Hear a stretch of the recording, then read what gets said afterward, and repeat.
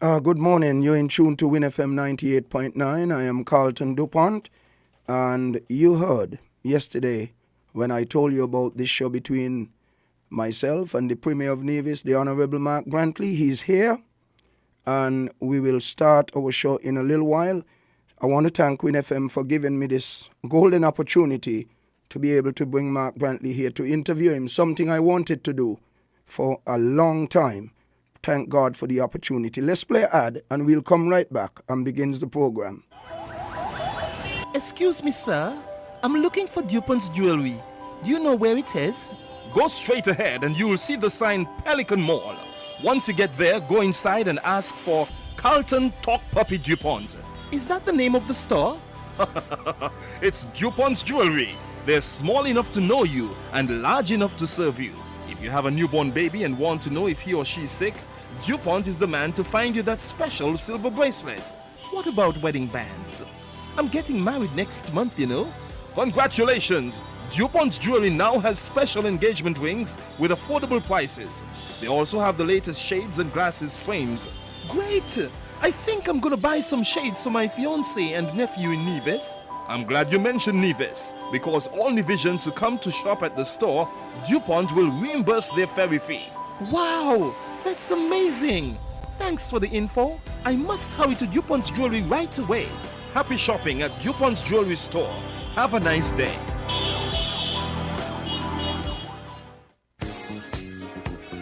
Is your pocket low and don't know where to get some quick cash? Do you have gold in your possession? Are they worn, broken, or you're just downright tired of them? Well, I've got the best solution for you. Take all your unwanted jewelry and run on down to DuPont's jewelry store, where he'll give you cash for your gold. No matter what condition it's in, DuPont's will take care of you. It's an opportunity you can't afford to pass on. I mean, me too, because right now I broke, and I got a broken hand chain and 2 non-matching earrings at home. So I go and get them and run on down to DuPont's and see if he could dab me hand with something of consequence. Dab me hand with something of consequence. DuPont, no shut. All right. Tape just messed me up a little bit there. Thank God for life today on this Saturday morning, the 30th day of July 2022. Thank God for life. Let's go across to Ben Jacks for a minute or two before I actually bring in Mark Brantley. Lies in you.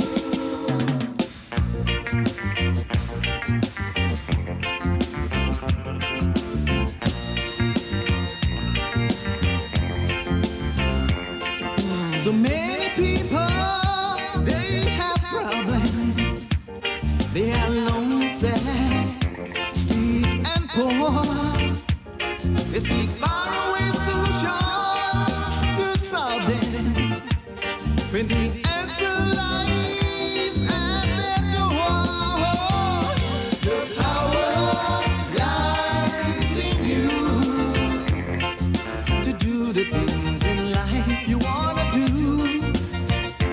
Oh, the power lies in you. Don't wait for someone else to do it for you. The politician says you are powerless. He has the power to run your show, but you elect him because you know best, and his power is lost if you say no. The power lies in you. Thank you, Ben Jacks. It's now 4 minutes after 10 o'clock, and I want to cross over now and say, let's see what's going on with Mark Brantley's mic. The Premier of Nevis, Mark Brantley, is here. Good morning, Mark. How are you doing today? Good morning to you and good morning to your listeners. I know that this program, anywhere you are, is very popular, certainly here in St. Kitts, on Nevis, definitely, and in the wider diaspora as well. So good morning to you and thank you for this opportunity. Mark, I want you to know, this is not a joke. Your life in politics has inspired me. And because of you, you are one of the main reasons why I'm still in politics. Because I believe, knowing that I don't want anything out of politics, following your life and seeing the way you're going about dealing with the people in Nevis as a man who can hold your own, you're a lawyer, You have a team of lawyers actually working with you.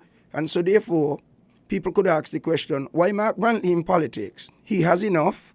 He can just live regardless of any government in. He can afford to live and do whatever he has to do. But yet you're in politics. Well, I want you to know that you have convinced me that you being in politics can't be just something you're looking for, except to look after the people of Nevis. So I want you to know, because of your life in politics, I am still here in politics trying hard to make sure that you becomes a part of the next administration, hopefully with the People's Action Movement. So first, I must read this. Roles and responsibility of politicians. Politicians represent voters from their local constituencies in Parliament or the National Assembly. To become a politician, you will need to want to help people. I have heard you many times. People told me that before you entered active politics, you started out giving without being in politics. One particular police officer told me, you gave a vehicle one time to the police without being in politics. I thought that was something to hear. We go on. A good politician must be able to communicate skillfully with the people. That is what you are, in my opinion. A good politician should be confident to speak to the public. Let's take, for instance, Timothy Harris, our former Prime Minister. You ask him certain things on radio or television, he would not answer because the confidence is not there to answer openly. And a lady reminded me up to last night, 12 o'clock, when it come to you, Mark Brantley, you would not refrain from answering anything. You will have something to say. That something else inspire me about you. A politician must think quickly. He or she must be decisive. And something, Mark, that I've learned from you and I want you to know on this program, the way you take criticisms. A matter of fact, I have to give you a little joke. There's a gentleman who gives you trouble on your program from St. Kitts.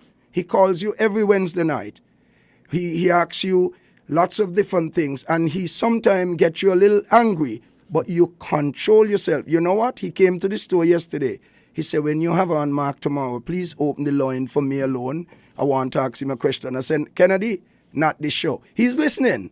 But I said, his name is Kennedy. I hope you will get to know him, you know. And Kennedy, if you're listening, it might be nice if you come down to WINN FM 11 o'clock when we come downstairs. You could meet Mark Brantley. So, Mark, I want you to know, before I get into the meat of this program, thank you for staying on in politics. Because like me, I could work and live in this country without looking for government and live a luxurious life. But I'm concerned about my people down here. And one of the things that you inspire me with, I believe that you're not only looking out for Nivision, you're the type of person who will look out for Kittitians as well. That is why I say many times, I believe you'll be a good Prime Minister for this country. So my first question to you today is this.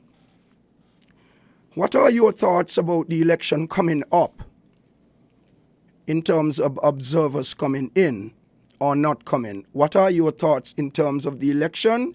Many people want me to ask you that. Would we have observers? Do you have any knowledge? And if not, what are your thoughts? Well, thank you very much, Mr. DuPont. Again, just before I answer that question, you, I think, put things in a rather interesting perspective in terms of my role in politics. And I believe that politics is about people. It's about serving people. It's about understanding your role as a servant of the people. And for me, I think those who know me and have followed my life's journey would understand why it is I'm in politics. I hear a lot of chatter about people going to politics to make money. If I wanted to make money, I would not be in politics. Politics has no money in it. I would be in my office working because that is where I would have earned and have been accustomed to earning. But when I reflect on my life and my journey from where I would have come from, born in a little chattel house on 4 stones down in a place called Scarborough. I know you're in Nevis often, but I'm sure you have not yet visited Scarborough. The other night on the platform, I was reminded that we referred to our bathroom That's a fancy name now. Back then it was a latrine that you had to walk up a little lane to go to. I heard you, you know. Yes, well, that was my upbringing. You know, we were all poor, but we didn't even know that we were poor because everybody else around us was the same. I used to walk 2 miles each morning to get water and 2 miles back just to be able to bathe, to then walk again to school. For years, you know, many of us went about the place barefoot. That was our experience. And to see where I have arrived at in my life, and let me emphasize this, through the help of so many, that I felt that I had an obligation, and I use that word because that is the way I see it, an obligation to assist people. Because I reflect that if people had not assisted me, I ask the question, where would I have been? I was educated largely through scholarships, the assistance of others. And so I understand what it is and what it feels like to give people a hand up. And I always make that distinction between a hand out and a hand up. A hand up builds people. It gives people an opportunity to be the best that they can be. A hand out seeks to keep you in whatever position you are. Because as the old saying goes, it is better to teach a man how to fish than to give him a fish. Because the man who knows how to fish, not only will he go out and support himself and his family, he will teach others how to fish as well. He will hire others to go fishing with him. And so I'm about building people, and for me, that is what my political journey has been about. Now to the question that you've asked about the observers. It has become traditional for observers to come in to observe politics, to the elections, to give their stamp of approval. And I have been a little concerned that we're not hearing much for this election, which is a mere days away. In fact, I have learned that the Commonwealth observers will not be coming because the request was sent at the very last moment. We have to appreciate, Mr. DuPont, that these are major organizations. And if we are serious in this country, we would send out these invitations so that these people can marshal the necessary resources, marshal the people to get them here. And we must reflect in this country as to what happens when we do not have observers, because that then means that any outcome, particularly if there's some dispute, we do not have an independent third party, a respected third party, to say, well, this is what we observed on election day. And so we devolve into he say, she say, and what happened and what didn't happen. So I am a supporter of observers coming in. I think it's an important part now of the process, whether it's through the OAS, whether it is through CARICOM, whether it's through the Commonwealth. And I was a little disheartened to learn from certainly colleagues because, as I said, as former foreign minister of this country, I still have access to people in significant places around the world. And I was disappointed to hear that the Commonwealth will not be able to assist because the request came so late. A late request tells me that Timothy Harris and his remnants of cabinet, that they're not serious. It tells me that they didn't really want observers here. It's like Mr. DuPont, you know, when a man tell you the day before his party, oh, I'd forgot to tell you, can you make it? And he don't, that you have something else to do. So the reality is you can set up the situation to create the impression that you want observers when the invitation has been sent so late. Because remember, for observers to come, they must be invited. That is the protocol. And so if you send the invitation late, you already know that they have to, and how the system works, they will not be able to make it. And so I am waiting to see patiently what will happen in terms of CARICOM, what will happen in terms of the OS. But as I said, my information is that the Commonwealth is not available because of the lateness of the notice. And so we will have to see where this goes. I am, however, here to say to the people of our country that the 5th of August is Freedom Day. The 5th of August is an opportunity for us to correct course. We have seen where this path is leading us. And it is for us to determine, and I have a very strong abiding faith and confidence in the capacity of our people to make the right decision. I don't get too caught up when people say who paying money and who doing all this, because I think there's a deep, deep reservoir of goodness in the people of St. Kitts and Nevis who understand what is at stake here, who understand that this is the very soul Amen. Of our country that is at stake. And so people will need to make that determination. Is it that I will sell myself for a short-term gain, for fish, or I am interested in seeing the country advance to the point where I can afford to fish, I can afford to bring others along with me, because that is what it's about. And I have been concerned in this election cycle that there are only very few who are talking about building people, about developing. The PLP has run a campaign, it's all about giving away. I'm going to increase how much I give away. I'm going to give away this, I'm going to give away that, I'm going to give away the other. What about the jobs? What about expanding the economy? What about healthcare and education? What about teaching our people how to develop themselves? We're not hearing any of that. And I have been concerned on my way here, I shared with somebody, Mr. DuPont, and I share with you, that a teacher said to me in Nevis that they have, at the primary school level, some students who they consider to be marginal, meaning that they have to do additional work with these students to bring them along. And she said, you know, Mr. Brantley, I'm deeply concerned about the future of our country. And I said, why?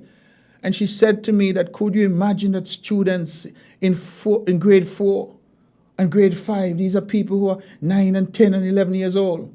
When you're asking them, what do you want to be? I want to be on the peace program. And I was shocked to hear that this is the response from 9 and 10-year-olds. They don't want to be doctor, lawyer, they don't want to own a business, because we are inculcating this sense that free money, freeness, staying at home, getting us pay, that is the way to build a country. And I am someone who voted in favor of the peace program in the cabinet. And as I sit here, I'm telling you, I support social intervention programs, including that. In fact, I have said that after this election, Nevis will have its own programs. And I made that very clear. But we have to be careful about how we structure and how the narrative is created about programs where young people start to see that this is the best way for them to go. And let us face it, Mr. DuPont, if some people can collect money and not work, then what kind of society will we be creating? What is it that we will be bequeathing to our children and our grandchildren? The reason that we have a St. Kitts and Nevis today that is strong, that is attractive to so many who are moving here, is because of the work done by others. We are standing on the foundation that they built. And it is our duty and our solemn obligation to continue that building so that the next generation, my daughters and their children after them, could inherit a better St. Kitts and Nevis. And that is why I'm in politics, and that is why even now as my beard gets gray, I continue to be passionate about this country and the absolutely wonderful future that we could have. When I look at this country, I look at my tenure as foreign minister, and I recognize that we were by far the most respected in terms of our diplomacy in our region. It didn't matter which country and how big, they would call me and ask me to advise them on various issues as to what was happening in our Caribbean region. And when you see that we are the smallest, Mr. DuPont, but we had that type of voice, that type of reach, it speaks volumes to how we were perceived. And I am saying to our people that on August 5th, they have a choice to make. They have a choice to make, and we can either go backwards or we can go forwards with people who have demonstrated their love of country and demonstrated their commitment to St. Kitts and Nevis. Are you aware, Mark, that quite a large amount of people in St. Kitts have tremendous respect for you? And one of the reasons why I decided to invite you here is that when you speak, regardless of what political side people on down here, they love listening to you, and they most times follow your direction. So I am so happy that you were able to expand on what you was talking about. Well, listen to this. I want us to read something from Proverbs 20-29. Mm-hmm.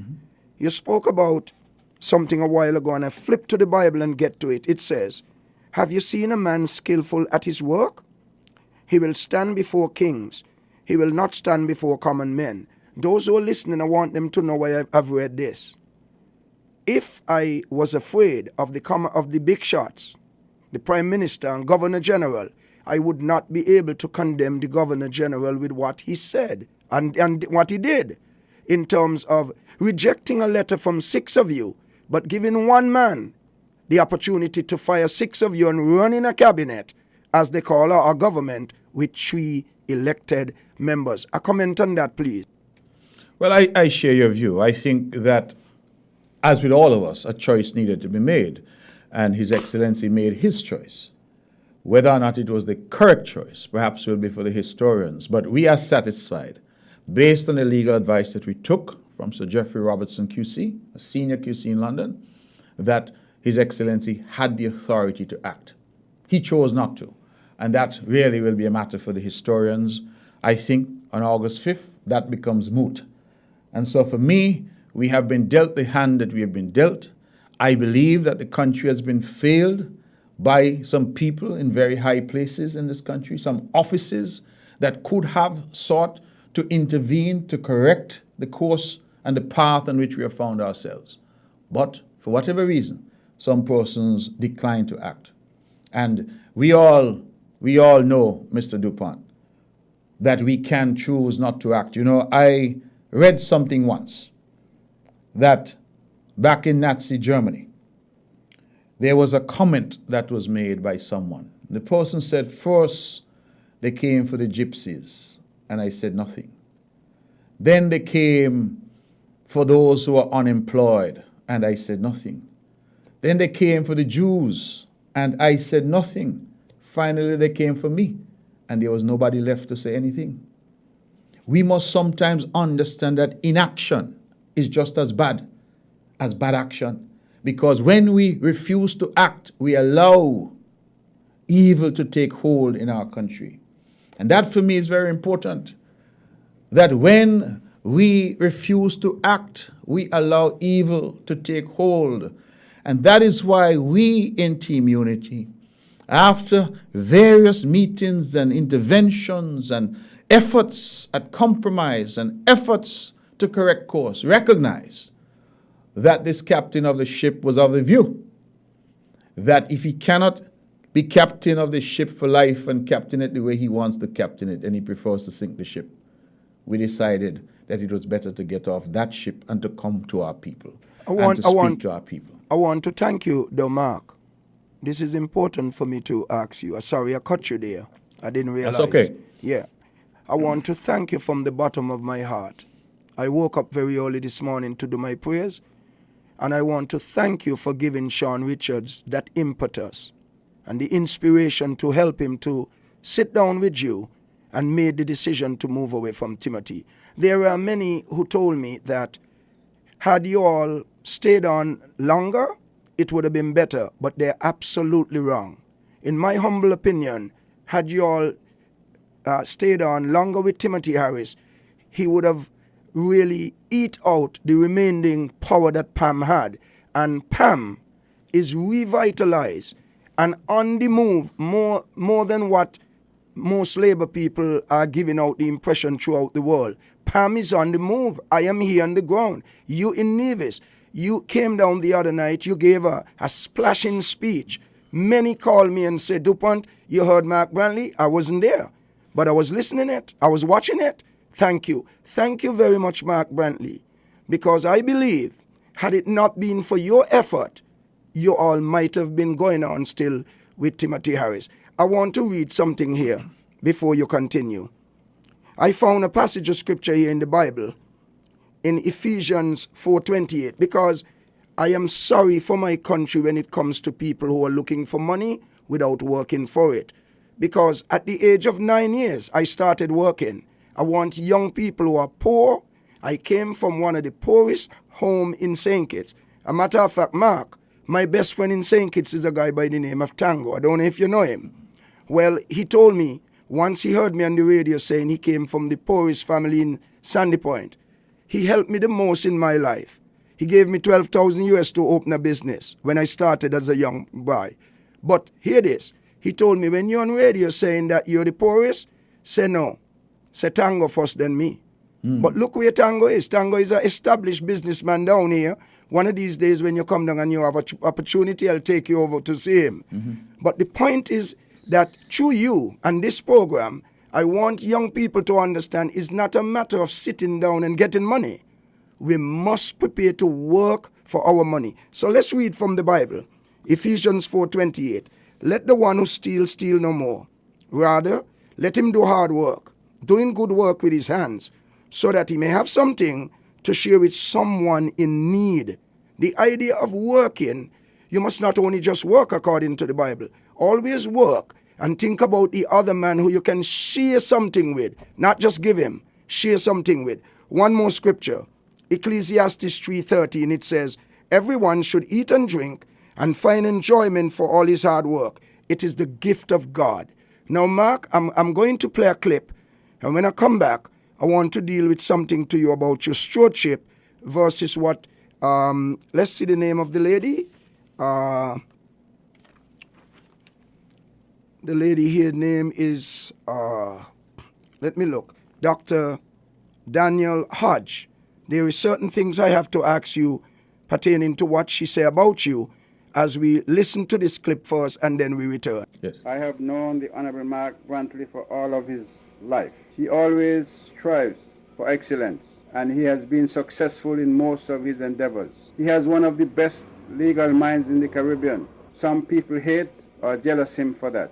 He does not fear criticism from his peers or those who try to emulate him but cannot attain. He is a role model for young divisions. I am certain that he will use his skill and education to preserve the legacy which our forefathers have bequeathed to us. And these are honesty, self-worth, industry, and an independent mind. To the young people of Nevis, I urge you to protect and defend what your forefathers have achieved for you. Support the Honorable Mark Brantley, and he will make sure of that. You are just as equal as everybody else, and those who would try to tell you otherwise, you know they are not for you. Why should you go to school, pass the same exams, and be treated as below other people when you have the tools in your hands to remedy the situation? There are 4 things that come not back: the spoken words, the sped arrow, the spent life, and the neglected opportunity. Young divisions and older divisions who have been in this struggle, do not neglect your opportunity. The new NRP has downgraded us to mendicants. Vote for the man who will protect our Constitution. Vote for the man who is fearless and who will not become a political pygmy. Vote for the best. Vote for the Honorable Mark Brantley. Mark, I want you to know that someone gave me this clip in the last 3 months. I almost went crazy when I learned that this lady who is running is the daughter of the gentleman who endorsed you here.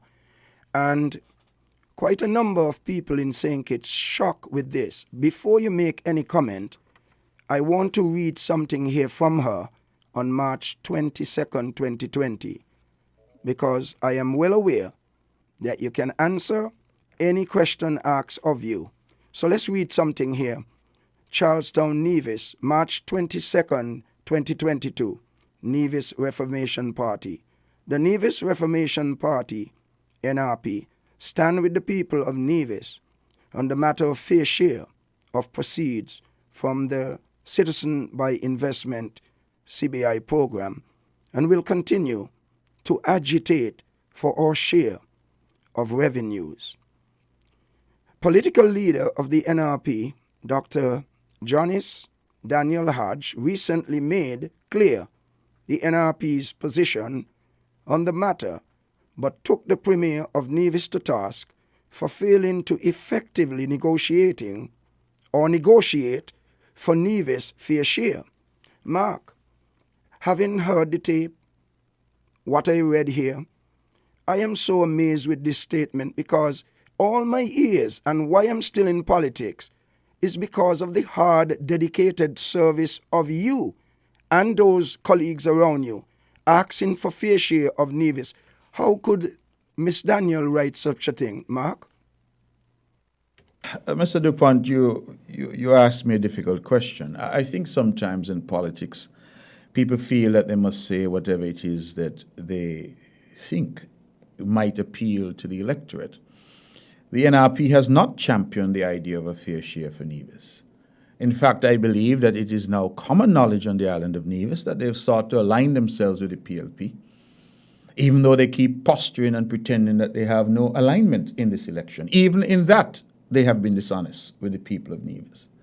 The endorsement that you played is from, of course, the Right Excellent and Right Honorable Sir Simeon Daniel, our national hero from Nevis, and who was my mentor, and who contributed tremendously to the person that I am today. It is perhaps coincidental that his daughter is now picking up the cudgel and seeking to run against me.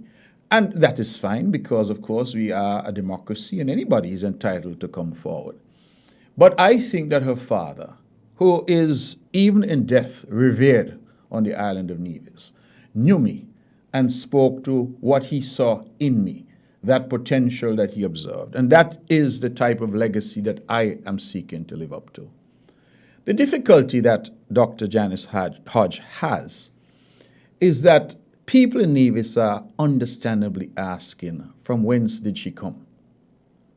Because she moved back to Nevis over 20 years ago, in very curious circumstances, heading an organization in the U.S. Virgin Islands, which, according to her own words and her own testimony, multiple persons, members of her team, were convicted of what she used the language white-collar crime. I believe in Sandy Point you will call that thieving.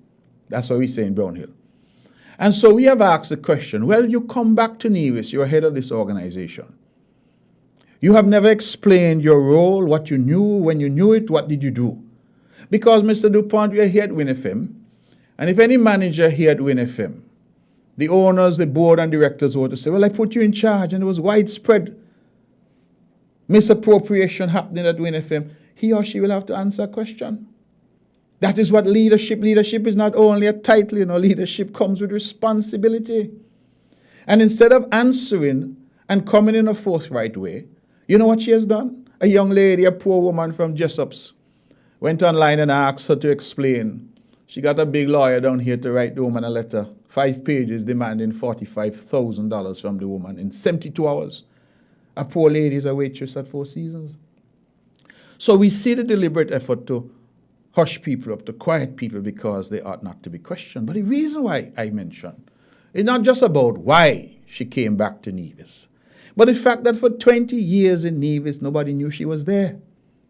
She involved herself in nothing in Nevis. No little church group, Mr. DuPont. No little sponsorship for a little child in the community.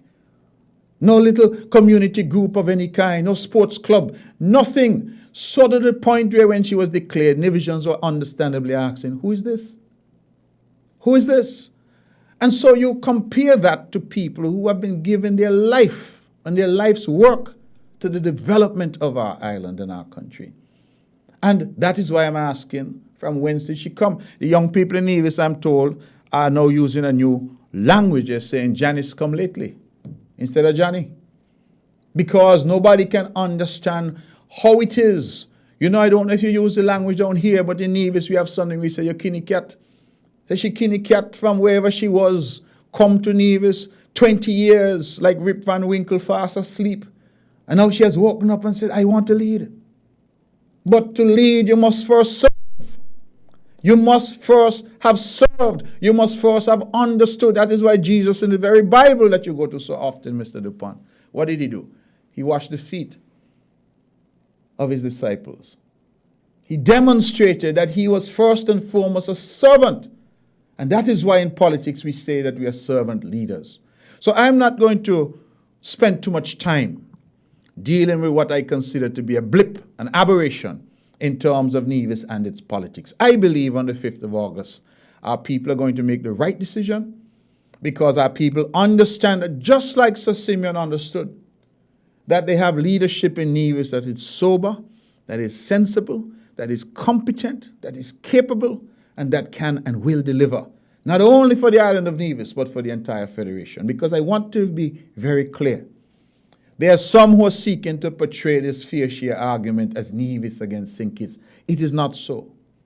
When I say fair share, I mean fair share for everybody in our country. Kittitians and Nevisians. The point about fair share is that it ought not to matter whether you're from Sandy Point in St. Kitts or you're from Saddle Hill in Nevis. It ought not to matter if you're from Molyneux in St. Kitts or you're from Montserrat City in Nevis. The point that fair share is seeking to address is that every one of us, every boy and girl, from the Rollins Mountain to the foothills of low ground in Nevis, and from Phillips Mountain to the foothills of Bastia in Nevis should be born and live in a country knowing that he or she is entitled to and can benefit from the full fruits of his or her citizenship. Now, what is wrong with that? What is wrong with saying to the youngster from the inner city in Bastia, as Kennedy Simmons was, that you could one day be prime minister? What is wrong with saying to the youngster from St. Paul's, as Douglas was, one day you could be prime minister? Or in Taba, as Timothy Harris was, one day you could be prime minister? What is wrong with saying to the youngster from Jessop's, or from Henley Park, or from Zion, or from Brownhill, one day you could be prime minister, you could be governor general? Mr. DuPont, if I sound passionate, you know it took me as foreign minister in 2015. Let us reflect that in 2015 this country had already been independent for 30 years. And it took me as foreign minister in 2015 to see Nevisians being appointed to the foreign service and becoming ambassadors in this country. And you ask me why for nigh 3 decades not one person from the island of Nevis was considered worthy of representing us. And look now, because my approach is we must press the best that we have into service for the country. Not based on where they're born, not based on where they live, but the best that we have. And we now have Nevisians serving shoulder to shoulder with their brothers and sisters from St. Kitts in the vineyard of diplomacy internationally for the benefit of our people. That is not threatening anybody. That is saying, let everybody come. It has to be a big tent, and St. Kitts Nevis is too small to exclude our best talent. Praise the Lord. And so that is what Fair Share is about.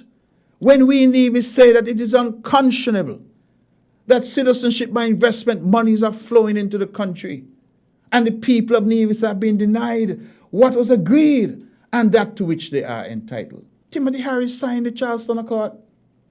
I didn't sign it. My leader at the time, His Excellency Vance Emery of blessed memory, he signed it. Sean Richards signed it.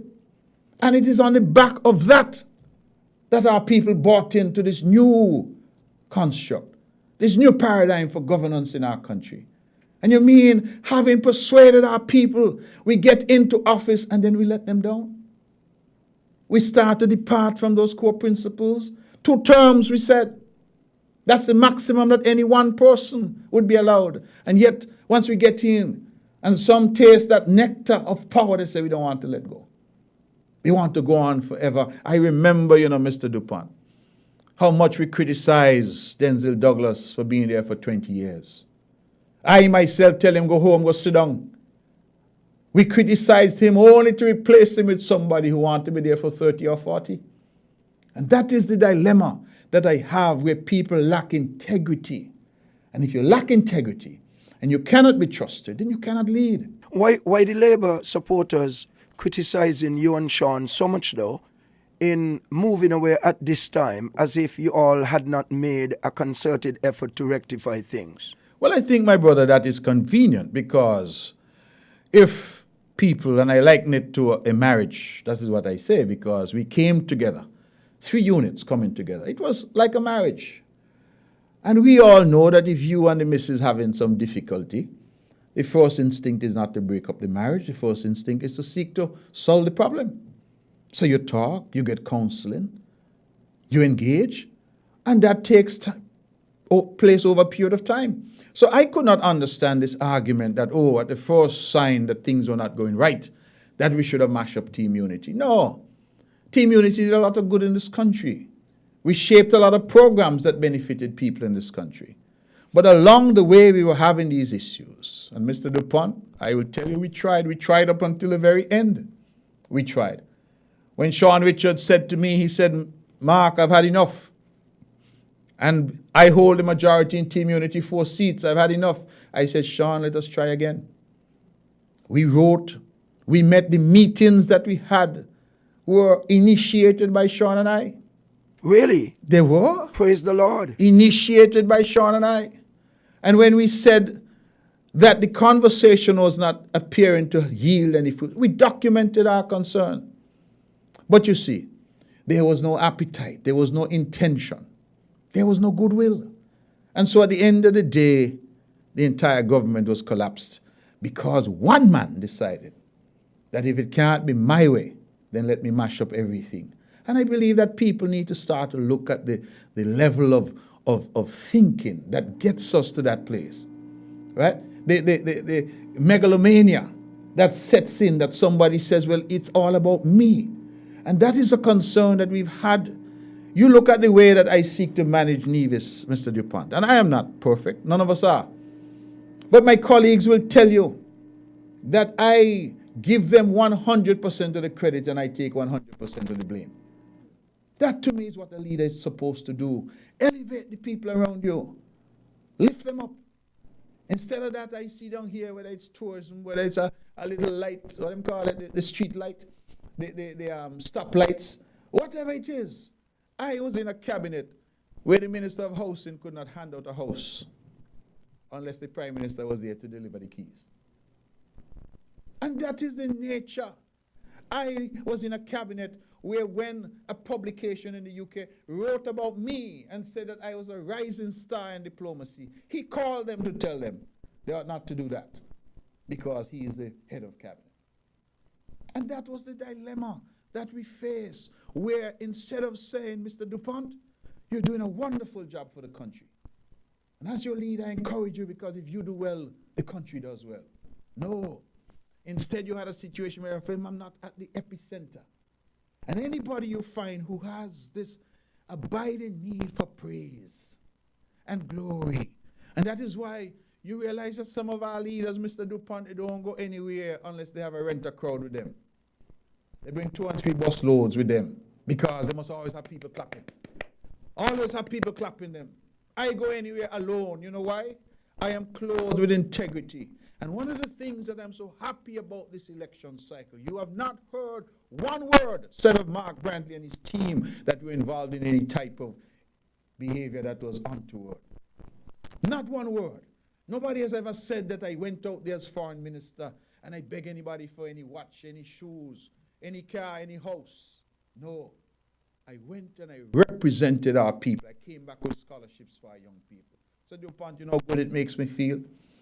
When I see young people from St. Kitts Nevis say they're going to study in Romania, Azerbaijan. I sat down in Belgrade, Serbia, with a young lady, and when the waiter come, I can't understand a word the man saying, and the lady talking to the man in their language. You know how good that made me feel? Young woman from here in St. Kitts. Opportunities that we created by engaging with foreign governments and tell them, first thing, and my staff used to laugh at me, any engagement I have, first item on the agenda, we need training. Because I know and I see the value of education in my own life. And I wonder sometimes, where would I have been were it not for that? And so I am about building people. And when I went out there as foreign minister, that's what I sought to do. Got scholarships for our people. Azerbaijan, Romania, Serbia, Morocco. People say, oh, those places are far. I say, listen, education is an education. Once you get it and you get those little letters behind your name, and when you go there, you learn a new language, you learn a new culture. Mr. DuPont, I introduced something, maybe this is a little off topic, but I introduced something in Nevis where I said to the Taiwanese, our young people must learn to speak Mandarin. I heard you, go ahead. And I feel so proud that 2 weeks ago I went to a graduation ceremony for 17 youngsters. And when one young lady from my constituency in Bath got up and sung the national anthem of Taiwan, my God, I couldn't understand a word she said. But the Taiwanese ambassador said he was moved to tears that this little girl could sing his national anthem in his language so flawlessly. 2 youngsters got up and they gave a speech, half in English, half in Mandarin. And when I look and said, this is what we as leaders must be seeking to do. We ran the program in Nevis. We developed the program. We asked the Taiwanese government to send a teacher who has been with us now for 2 years. And you recognize that Mandarin is spoken by over 1 billion people in the world. And if these youngsters can continue to develop, and by the time they reach Taiwan, they have a scholarship to study. They're way ahead. Unlike their counterparts who have to spend a year learning the language before they could start their degree. That is what we are about, building people. And that is what I've used my time as foreign minister to do. It is not by accident that our passport is now the most powerful in the region. You know, Mr. DuPont, when I say And I put on Facebook, oh, we have just signed visa-free access to Burkina Faso. People say, oh, where that be? Nobody want to go there. And I said, many of our people did not understand what we were seeking to achieve. It wasn't because it was Uzbekistan or Burkina Faso or Guinea-Bissau. It didn't matter. Every country that was willing to invest in us, the trust and confidence in saying that we are opening our country and our borders to your citizens without let or hindrance, ensure that our passport ranking kept rising. Praise the Lord. And we are now, as I sit here today with the grace of God and the hard work of many, and let me credit the entire staff at the Ministry of Foreign Affairs, St. Kitts and Nevis now has the most powerful and #1 passport in the entire region. As the smallest in the region, that speaks volumes to the quality of work. Now, if you have people doing that quality of work, shouldn't you celebrate them? Praise him. Shouldn't you be happy to have a team that is producing? Look at Minister Grant. He can speak for himself, but let me speak for him for a minute. It is not he who said so, it is his colleagues in the region who said he is the best Minister of Tourism in the entire region. Mr. DuPont, this is what I'm saying that we need once again in our country. People who are fit for purpose. People who are willing to do the work. People who are willing to advance this country of ours. That is why I am standing in this race. And that is why I know that on Freedom Day, August 5th, the people of this country will vote overwhelmingly for the People's Action Movement in St. Kitts and for the Concerned Citizens Movement in Nevis. Because that represents the best hope for our future and the future of this country. Praise the Lord. You're in tune to WINN FM 98.9. I'm Carlton DuPont. I want you all to know I am very pleased that Mark Brantley has taken time out of his busy schedule to come across the water to speak with us today. And I would like to play this, and then we'll return and continue the next 13 minutes of this interview. Now, I've heard Timothy Harris in his waning days as the first Prime Minister to have been kicked out of office in this fashion say all manner of things about myself, about Sean Richards, about others. I'm told he has used some choice words to describe us, and I reflect. And I say, the old people here say, sorry for Marga dog, it turn around and bite you. And it is so true. Because when Denzel Douglas cast him out and relegated him to the scrap heap of political history, it was PAM and CCM that picked him up. Said, Lord, poor you, Timo, poor you. Dust him off and made him somebody. He was a reject, and we dusted him off. He said to us that having been in labor for 18 years in the belly of labor, he came out and he said, Douglas is a bad man. Douglas is this, Douglas is that. And he said he had learnt what not to do. And we said, Lord, Timo, you don't look good on that dumb heap at all. Lord, look where Douglas throw you over on Connery dump. Look where he put you down at the dump here in Long Point. Lord, Timo, you don't look good on that dumb heap at all. We pick him up, wash his skin with qualine and what they call it thing, discipline, to make sure he smell better because he just come off the dump. Made him somebody. And we have lived long enough to hear the man attack us and refer to us in most unfortunate language. And all I could register in my mind, sorry for Marga dog, turn around bite you. Folks, I could not finish this interview without I play a little bit of that. But let me ask Mark Brantley to explain something here from a report that he wrote on June 13 that impressed me. Mark, there's a paper I have in my hand that you gave about your stewardship as Premier of Nevis. And on the bottom section I see here, in spite of the fact that you were only receiving a 7%, in the bottom of this paper I'm seeing here, I want you to explain to our people a little more about it. A $5 million fund was set up, seed money to assist youth and women and service the deaf. And we provided support to our statutory corporation. Could you explain a little bit about that, please? Mr. DuPont, was one of the responses that we made to COVID. We understood the government needed to fashion policies to rekindle and rejuvenate the Nevis economy. A lot of people were out of work and the calls were coming every day.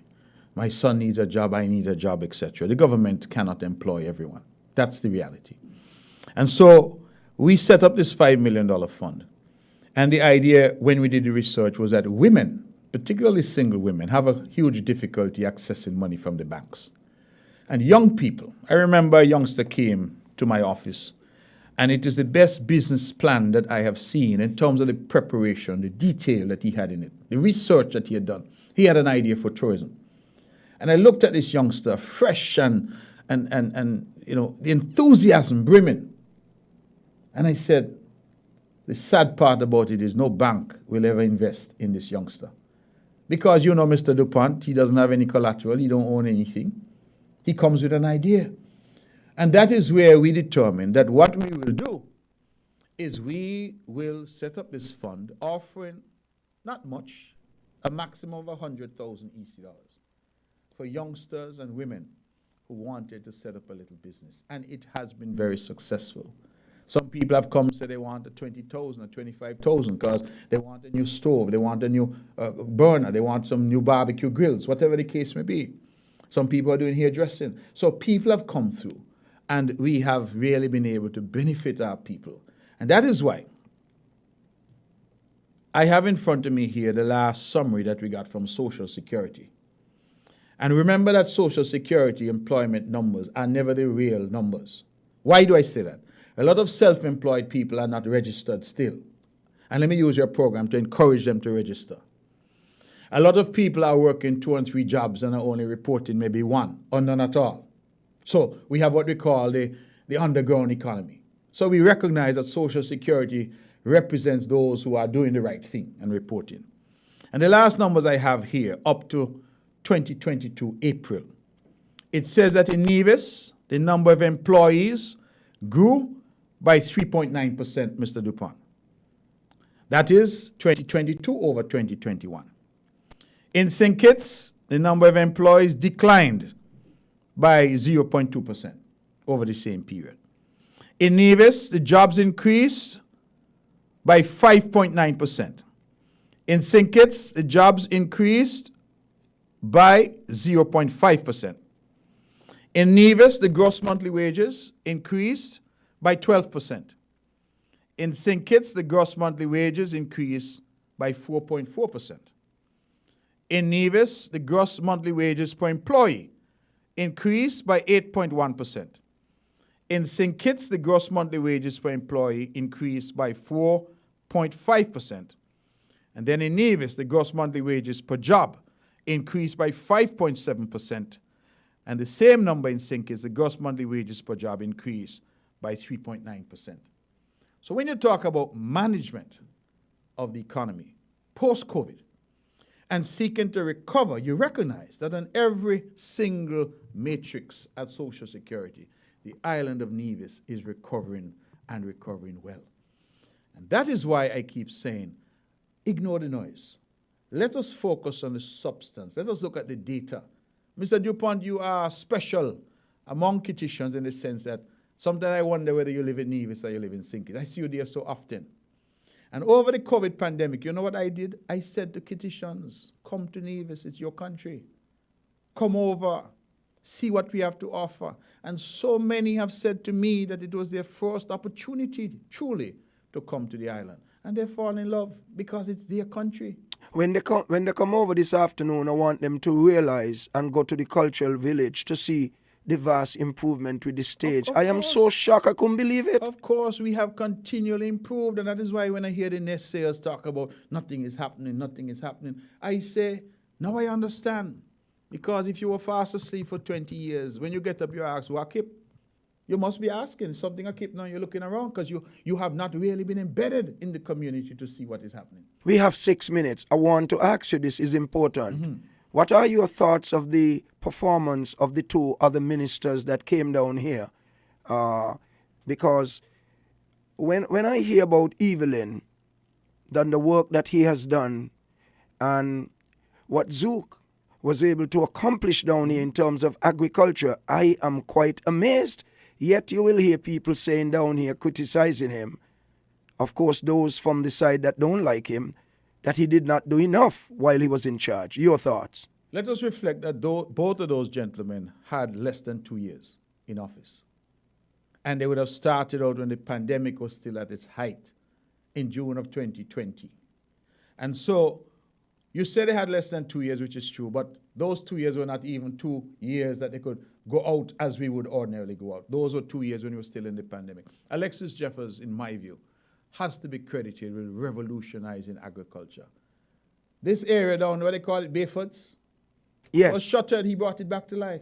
Foy's, he introduced this night market concept down here. He pioneered the idea of using greater technology, and farmers in Nevis benefited as well.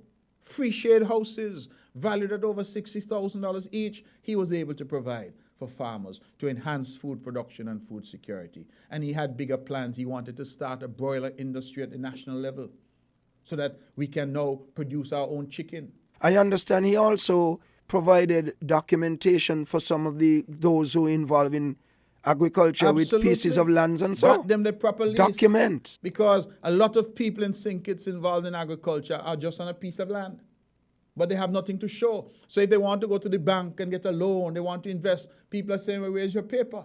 And he did all of that in less than 2 years during a pandemic. Eric Evelyn, well, I don't even have to speak to Eric, because if you saw Eric on the stage in Glasgow at the conference of the people, the climate conference, and see how he commanded that global stage, the same stage as the President of the United States and the Prime Minister of the UK and the Prime Minister of Barbados. He stood on that stage. So outstanding was his advocacy for the environment, Mr. DuPont, that they invited him, of all of those in the region, to come to Monaco to speak there on environmental matters as well. And so Eric Evelyn has, in a very short space of time, become the voice and the face and the champion for the environment here in St. Kitts and Nevis. And I could only reflect and say, if their tenure was not cut short, what could have happened? Because let us reflect in this country, and let me be pellucid today. This government was not brought to an end because the ministers were not performing, you know.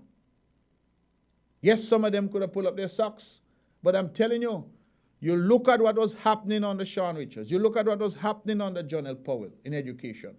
How John L. would have managed the ship during COVID when students had to, some of them be educated at home, some in school, this blended system, the initiative and the hard work of he here and the education officials in Nevis as well, so that our children's education was not interrupted.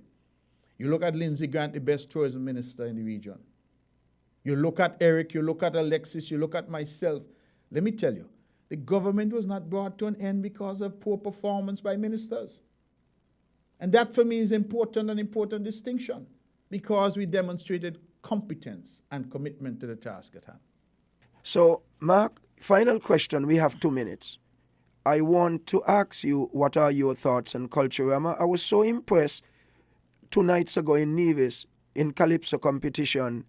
You're just there mingling among the normal crowd, having a drink. I was so shocked. I was looking for you up in the big area where the big shots, and you're down in the normal people just chatting. I mean, how you get the two, and what are your thoughts on the progress of Culturama this year? Mr. DuPont, I think Culturama this year has not been what we thought it would be, because I believe there was a deliberate effort to schedule the election during Culturama. And that is unfortunate, because when Timothy Harris decided to mash up the government on the 10th of May, he had 90 days, and he chose to call it at a point when Culturama would be at its height. That is the hand we have been dealt, and so we're trying to do our best. Even our meetings have been interrupted because we don't want to clash with the Culturama. And that is why on Juve morning we're having a band coming from Gingerland in what we call a long jam, and we've said to people wear something blue, because we're going to have to jam and campaign at the same time. Are you coming, you know? Well, I hope you're coming, and I hope others will come with you. We'll have the jam and campaign at the same time, because that is the hand that we have been dealt. And I am here to say that nothing is going to stop Culturama, and no effort to undermine will succeed. The Culturama events are happening. I'm still asking our people to go out and support, but keep in mind that when the jamming and all that is over, we have a job to do on August 5th, Freedom Day, when we rescue our country from this dangerous path on which it now is, and put it back into safe, capable, and competent hands to take this country forward and upward. Mark, I want you to know that I am so impressed that you were able to come across today to talk with us. Thank you very much for coming. And thank you for having me, my brother. And I regret that I have to rush back now because I have things to do. I hope that the people of St. Kitts will come over for the Grand Food Festival today, our annual festival here. And I believe that we will make the best of things. But bear in mind that we have a job to do next Friday. Well, I'll be coming after work at 1 o'clock, so I'll see you later then. Thank you, brother. God bless.